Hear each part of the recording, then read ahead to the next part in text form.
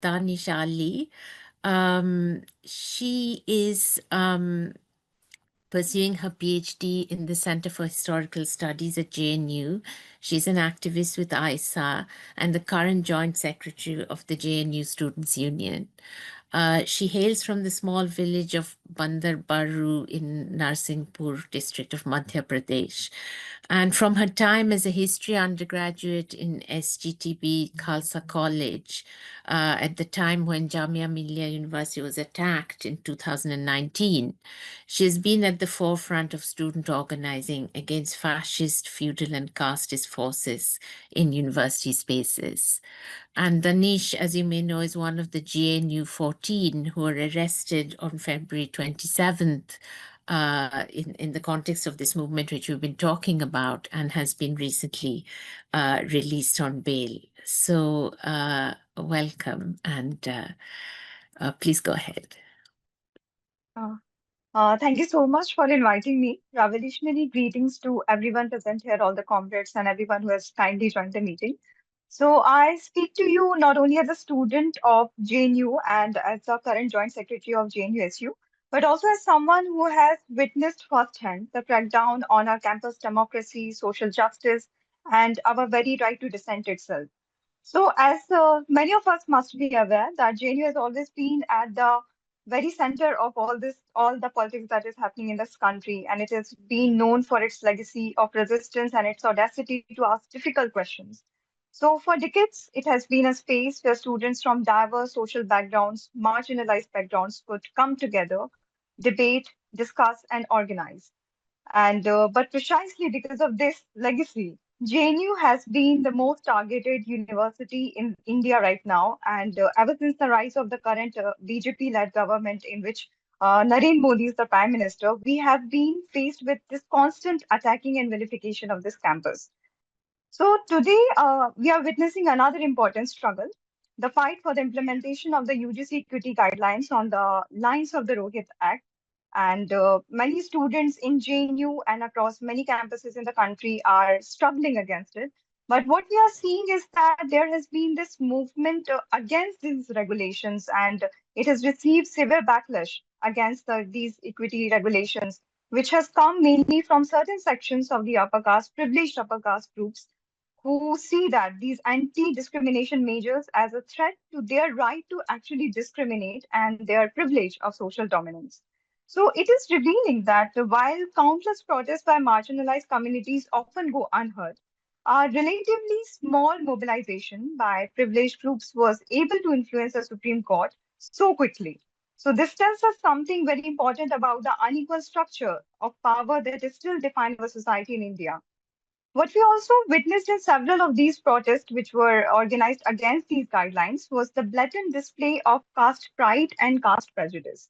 In many of these demonstrations, we have seen in the video circulated online that people were openly raising slogans such as Brahmanwad Zindabad. And such incidents remind us that despite the narrative pushed by the Hindutva forces that caste is a relic of past, but what we see is that caste is actually our lived reality for many people living in contemporary India. And especially for us in JNU, we see that there is this hypocrisy more visibly actually, because whenever students raise slogans against the current government, against the prime minister, what we see is they are faced with show cause notices, proctor inquiries are labeled on them, media trials happen, and the whole nationwide defamation starts. But what we see that when in these protests, even when the prime minister was targeted on casteist lines and casteist slogans, and very provocative slogans were hurled against them, no action was taken by the government, and even the media was not covering it. So this selective outrage reveals the double standards that govern the public discourse in India right now. And we also witnessed many disturbing scenes that I would like to highlight one thing that in recently in University of Delhi also when students were protesting and demanding justice and calling for a law against institutional caste discrimination, they were attacked with many violent mobs.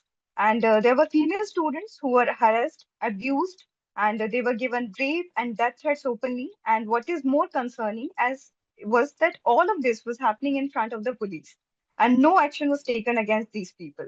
So basically, what I would like to highlight is that these incidents demonstrate how the state often responds differently depending on who is protesting and what these people are demanding. So when a marginalized communities demand equality and dignity, they are met with repression. But when privileged groups mobilize to protect their privileges and actually attack the students and other people, the system suddenly becomes very tolerant and actually starts protecting these people. So the same has happened in JNU as well. So as many of us must be aware, the JNU has been at the very front of the struggle for the UGC equity guidelines, and the demand for the Rohith Act has been a very consistent issue from JNU SU that we have been trying to raise since a long time. So on the very day when the stay order was given, we organized an effigy burning and gave a call for a long march on 3rd February. So just one night after that march, we received a rustication order. So all of the four office bearers in the current JNU SU Student Union, and including our former president, we all have been rusticated for 1 year.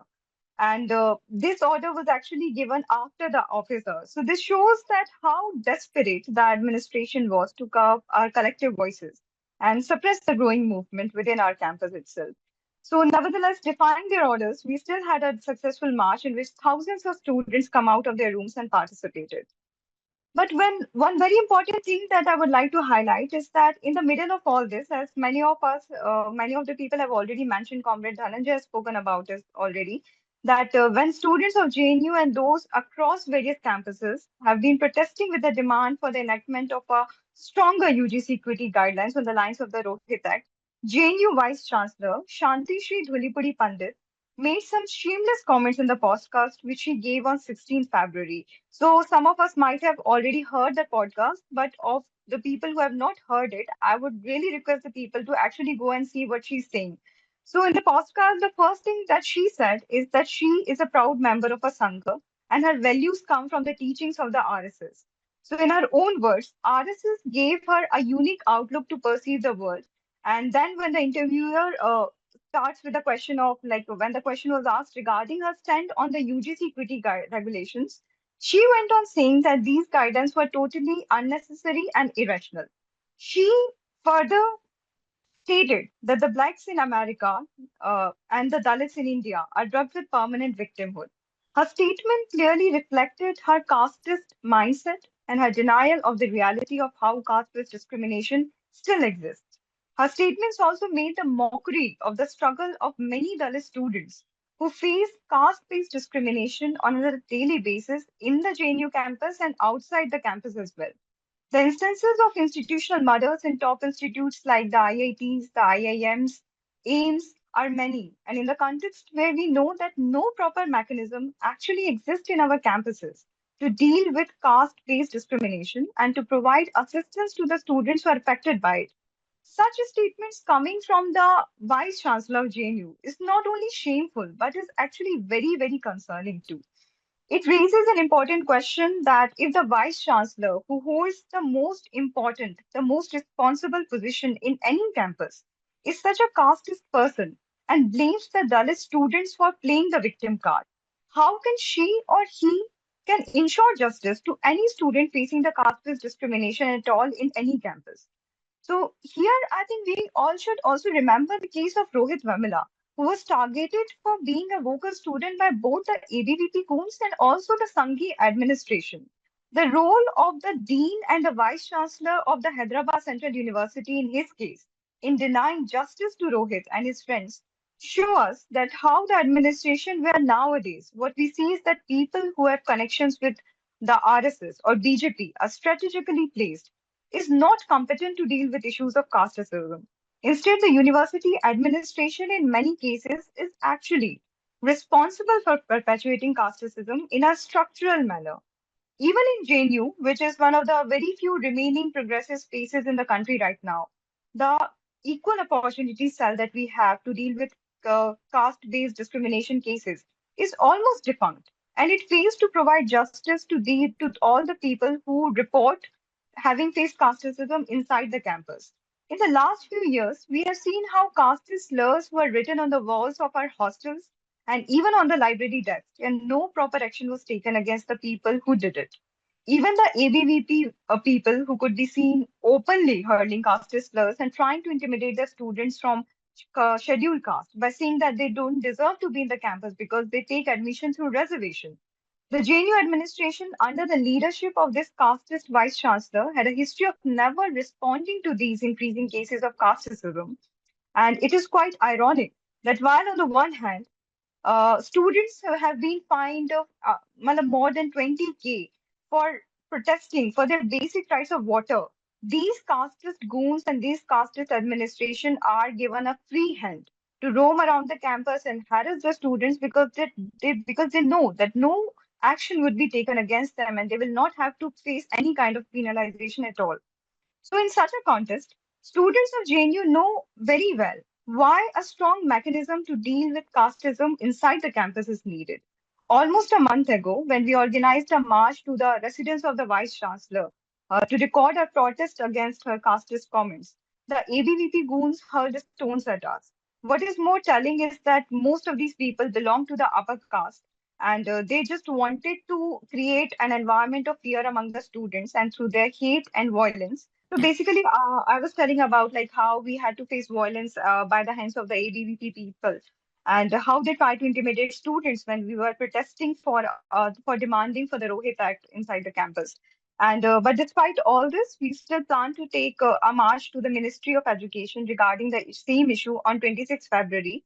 But when we reached the main gate, what we saw that the Delhi police actually locked our campus gates, and there was a lot of barricading there and a huge police force was called and there were around like more than 600 policemen there to basically just stop us from marching, and the Delhi police was constantly threatening the students taking part in the march by telling them that their career would be ruined if they don't stop now. So that is the kind of threats that they openly give to the student activists these days. And but despite such open threats and the barricading, the students of JNU broke the chains and we still marched on. And then we were brutally detained by the Delhi police, and there were many people in civil dresses who brutally they were brutally beating the students, and many of us were hurt and kept at a distant police station for the whole night. And the next day, we got to know that 14 of us were arrested and were sent to the Tihar jail, where we stayed for around 3 days. So this is the situation of India under the fascist Modi government right now, that everyone who raised their voice for their rights and against this corrupt, casteist and Islamophobic policies would be put behind bars. Ever since this fascist regime has come to power, they have tried to kill student politics, and JNU has obviously been their foremost target since the voices of resistance are loudest here. By rusticating our union members and sending us to jail, what they want to do is that they just want to set an example for others and send the message that look, this is what will happen if you dare question and if you dare resist the fascist regime. And the cases of Umar Khalid and Sharjeel Imam are in front of us now. Like how they have been kept in jail for years until now, their trial has not even given. And all these, by setting all these examples, they just want to create this environment of fear in which everyone will, actually hesitate before asking any question, before recording any kind of resistance against the current government.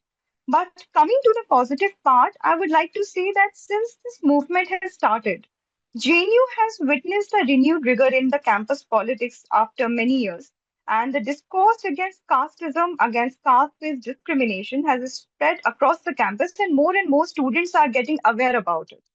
Also, one important thing is that despite our ideological differences, we have been able to come to a single page with many other progressive organizations of this campus to strengthen our fight against casteism, because there is this general consensus among students, among the progressive sections basically, that there is this immediate need of a better and stronger mechanism to fight the caste-based injustice that is still very prevalent and very much in the news, that we see that every other day we find that one or the other Dalit student have committed suicide because of the institutional caste discrimination that they face. So there's this need, and it has been actually rightly recognized by all the progressive sections, and this has actually brought us together in our fight for demanding a better mechanism to deal with these cases.